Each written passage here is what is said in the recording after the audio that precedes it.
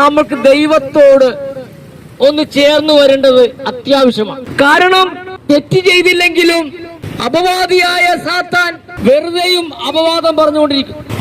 ആരെയെങ്കിലും വേദനിപ്പിക്കുന്നത് അവനൊരു രസകരമായിട്ട് തോന്നും. അപ്പോൾ വിശുദ്ധ പൗലോസ് അപ്പോസ്തലൻ എഴുതിയിരിക്കുന്നത് എങ്ങനെയാണ്? സാത്താന്റെ തന്ത്രങ്ങളെ അറിയാത്തവരല്ലല്ലോ.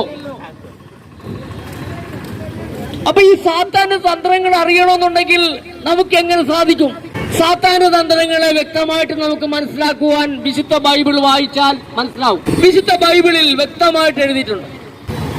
യേശു കർത്താവ് 2000 വർഷങ്ങൾക്ക് മുമ്പ് ഗലീല കടപ്പുറത്ത് വന്ന് തന്റെ ശിഷ്യന്മാരെ തെരഞ്ഞെടുത്തോട്ടെ അവരെ പഠിപ്പിച്ചതായ വചന സത്യങ്ങൾ മത്തായി സുവിശേഷം, മർക്കോസ് സുവിശേഷം,